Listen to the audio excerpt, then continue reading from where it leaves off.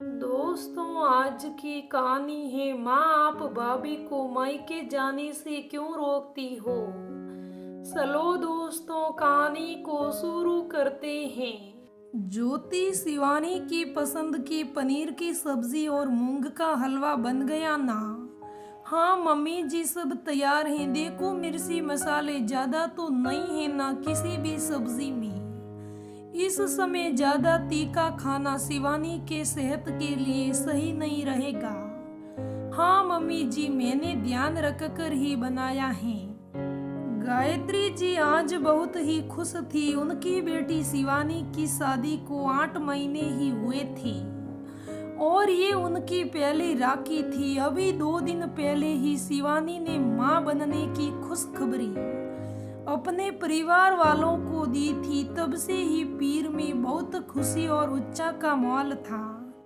शिवानी आज अपने भैया साहिल और भाभी ज्योति को राखी बांधने आ रही थी। साहिल 2 बज गए, शिवानी अभी तक नहीं आई। फोन तो लगा, क्या हुआ माँ? उसकी ननंद भी तो उसे राखी बांधने आएगी। उसकी भी पहली राखी है, बहुत से मेहमान आएंगे। आज तो सभी व्यस्त रहते हैं, इसलिए आने में थोड़ी देर भी हो जाए तो कोई बात नहीं। ऐसे में फोन करना उचित नहीं लगेगा। गायत्री जी स्वभाव से थोड़ी तुनक मिजाज और गुस्सेल स्वभाव की थी। मन की साफ थी, लेकिन गुस्से में कई बार कुछ ऐसा कर जाती जिसका उन्हें बाद में पछतावा ही करना पड़ता था। शिवानी का इस तरीके से त्योहार के दिन देर से आना उनके सब्र से बाहर था। मन तो हो रहा था कि अभी के अभी शिवानी की सास को फोन करके देरी का कारण जाने, लेकिन रिश्ते की नाजायज को देखते हुए अपने आप को रोक रखा था। शाम के 4 बज चुके थे। इतने में ही दरवाजे की घंटी बजी और गायत्री जी दरवाजा खोलने गई। सामने बेटी शिवानी को देखते ही उन्होंने उसको अपने सीने से लगा लिया। बहुत बहुत मुबारक हो मेरे बेटी, तू एक नया जीवन चालू करने जा रही है। कैसी है तू? तेरी तबीयत तो ठीक है ना? तेरी सास को थोड़ा तो सोचना चाहिए ना था कि राखी का त्योहार है और कितना देर से भेजा है तुमको। मन तो कर रहा था अभी के अभी फोन करके तेरी सास को बहुत कुछ सुना दूं, लेकिन तेरे भाई ने मुझे रोक लिया। माँ के ऐसे बोलते ही शिवानी अपनी माँ को आश्चर्य भरी नजरों से देखने लगी। माँ, शिवानी को घर के अंदर तो आने दो, यहाँ दरवाजे से ही उसके हाल साल पूछ लोगी, साहिल ने कहा और शिवानी को अंदर ले आया। माँ की किसी भी बात का उत्तर शिवानी ने नहीं दिया, बस हल्का सा मुस्कुरा रही थी। शिवानी जवैसा कहाँ है? उन्हें भी तो निमंत्रण भेजा था आने का। माँ, घर पर सभी आए हुए हैं, अभी उनका आना मुमकिन ना होगा। रात को मुझे लेने आएंगे, तभी आपसे मिल लेंगे। शिवानी का उतरा चेहरा माँ को कुछ अनहोनी का आभास करा रहा था। शिवानी, कोई बात है क्या? तू हमेशा की तरह खिलखिलाते हुए क्यों नहीं लग रही हो? नहीं माँ, आपको तो पता ही है ना, बस मेरी थोड़ी तबीयत सही नहीं रहती इन दिनों, कहकर शिवानी ने बात को टाल दिया। माँ, ज्योति भाभी कहाँ है? मिलने को कितने दिन हो गए हैं। इतने में ज्योति भी आ गई और शिवानी से गले लगकर बोली, दीदी बहुत बहुत बधाई हो। कैसी हो और कैसी है आपकी तबीयत? बस भाभी बढ़िया हूँ, आप बताइए। सब बहुत अच्छा है दीदी। आओ खाना खा लेते हैं, आपकी पसंद की सब्जी और हलवा बनाया है।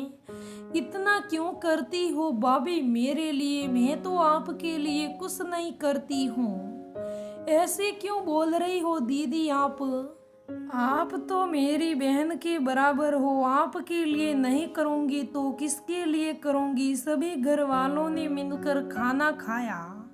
खाना खाकर ज्योति और साहिल शिवानी से राखी बंधवाने बैठ गए। जैसे ही शिवानी ने राखी बांधी साहिल ने उसे बहुत ही सुंदर और आकर्षण माणक मोती से जड़ा हार उपहार में दिया।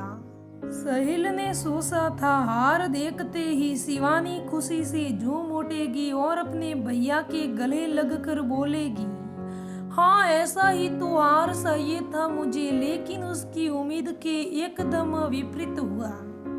शिवानी ने एक फीकी सी मुस्कान के साथ उपहार को रख लिया। शिवानी बताना क्या हुआ? तू खाने के वक्त भी एकदम चुपचाप थी। हार पसंद नहीं आया क्या? नहीं नहीं भैया ऐसी कोई बात नहीं है। तो फिर क्या बात है? आज तेरी वही खुशी तेरे चेहरे पर आ नहीं रही है। भैया आज के दिन आपसे जो मांगूंगी क्या मुझे उपहार में दे सकोगी? अरे पगली ये भी कोई पूछने की बात है? मैं तेरा भाई हूँ, ये तुम्हारा हक है। ये हार कम लग रहा है तो इससे भी महंगा हार तेरे लिए बनवा सकता हूँ। ओह भैया जिंदगी में सारी खुशियाँ वस्तुओं से ही नहीं मिलती हैं। तो फिर क्या बात है शिवानी बेटा, तू बोलेगी नहीं तो हमें तेरे मन की बात कैसे पता पड़ेगी? ससुराल में कोई बात हुई है क्या? गायत्री जी ने प्यार से शिवानी के सर पर हाथ फेरते हुए कहा। साहिल भैया अगर कुछ देना ही चाहते हो तो भाभी का मायका मुझे उपहार में दे दो। शिवानी का ऐसा कहते ही परिवार में सन्नाटा सा छा गया और चले गए सभी अतीत की यादों में। बात उस समय की है जब साहिल और ज्योति की 2 साल पहले शादी हुई थी।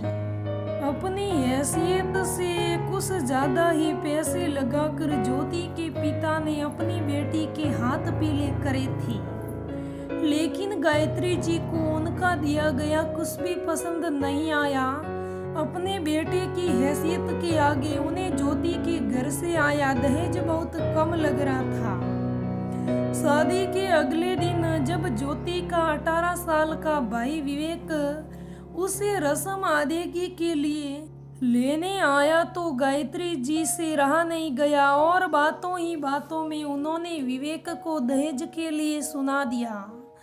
कसी उम्र का विवेक अपनी बहन और पिताजी की इस तरीके से हो रही बेइज्जती को सहन नहीं कर पाया और बदले में उसने गायत्री जी को ही 2 बातें सुना डाली।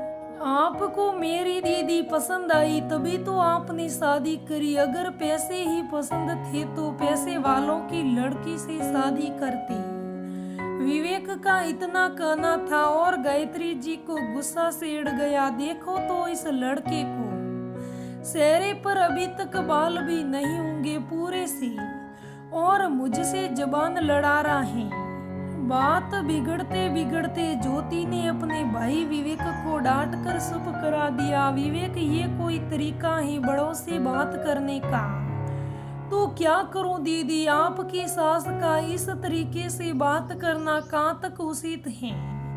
विवेक चुप हो जाओ, मैं तो अभी चुप हो जाऊंगा दीदी। फिर आपको तो रोज ही ताना देंगे ना, ऐसे घर में रहकर ही क्या करना है?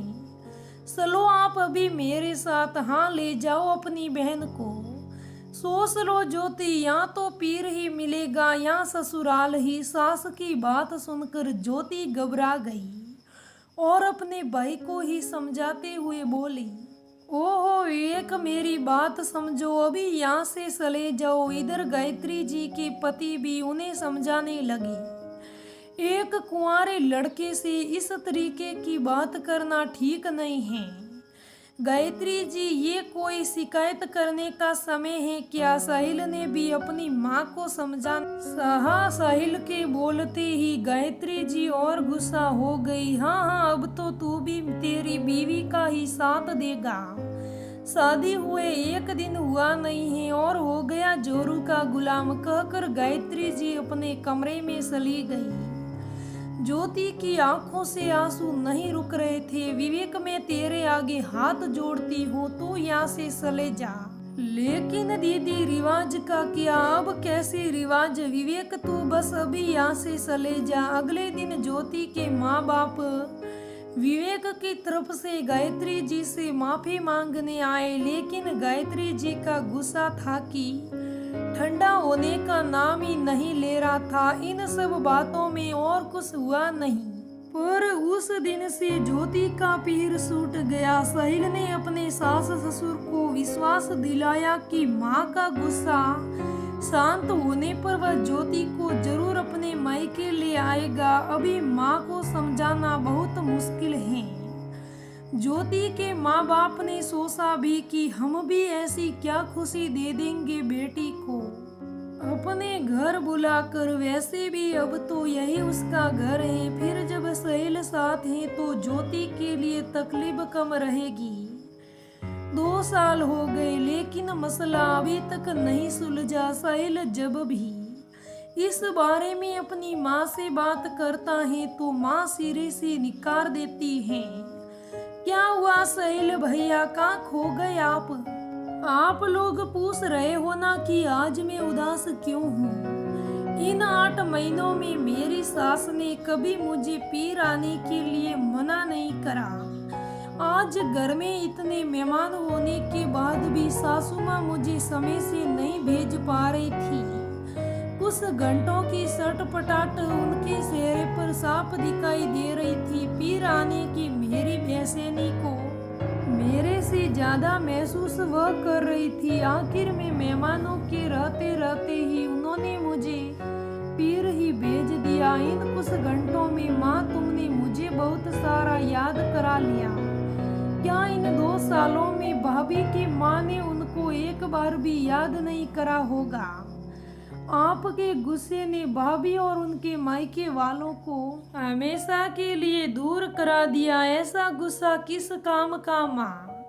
शादी से पहले मुझे भाभी की पीड़ा कभी महसूस नहीं हुई, लेकिन आज कुछ घंटों की देरी ने ही मुझे मेरी भाभी का दर्द समझा दिया। आते आते मेरी सास ने भी मुझे टोक ही दिया। कैसे तुम्हारी माँ तुम्हारी भाभी को लेकर इतनी निष्ठुर हो सकती है। तुम्हें थोड़ी देर से भेजने में ही मुझे कितनी गलीन महसूस हो रही है, और उन्हें 2 साल से तुम्हारी भाभी को उनके पीर नहीं भेजा। माँ, आपके जमाने में और आज के जमाने में बहुत अंतर आ गया है। पहले बेटी विदा होती थी तो माँ बाप के लिए तो जैसे एक बोझ कम हो जाता था। दादी और नानी ने भी शायद आपको कभी वह प्यार नहीं दिया, इसलिए आपके मन में भी कभी वह भाव नहीं उठे। इसलिए माँ, जमाना बदल गया है। बेटी हो या बेटा, दोनों बच्चे माँ बाप को बराबर रूप से प्यारे होते हैं। मायके से दूर रखकर भी कोई बेटी खुश रह सकती है क्या। साहिल भैया, माँ ने तो अपनी अकड़ में भाभी को पीर जाने से रोका। आपने क्यों नहीं रोका कभी माँ से विरुद्ध होकर भाभी को उनके माँ बाप से मिलवाना।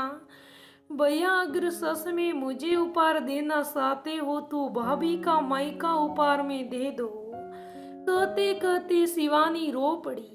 ज्योति की आंखें आंसुओं से भीग गई। शिवानी की बातें सुनकर साहिल ने उसी समय अपनी माँ को बिना पूछे ज्योति से राखी का सामान बांधने को कहा।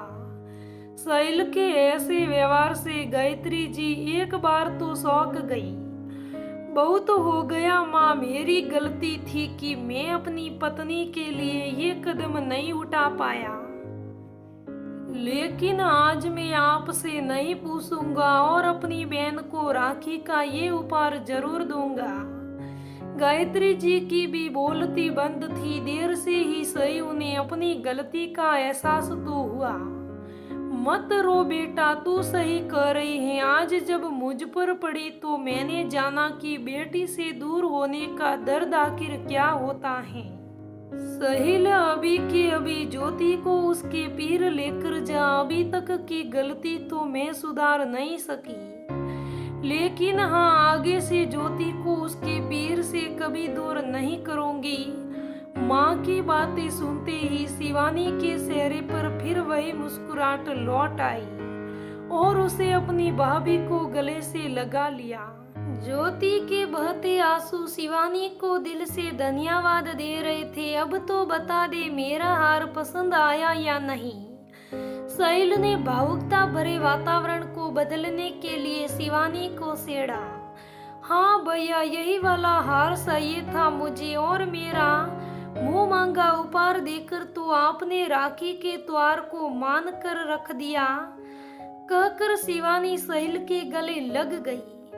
दोस्तों, इससे पहले कि आप सोचे कि ऐसी ननंद कहाँ होती है, मैं आपको बताना चाहती हूँ कि ये कहानी वास्तविक है। सच में एक ननंद ने अपनी भाई से राखी के दिन उपहार में अपनी भाभी को उसके मायके से मिलवा दिया था। अपने एम में हम कई बार रिश्ते तोड़ लेते हैं, लेकिन ऐसा एम किस काम का जो केवल दर्द और दुख ही होता है।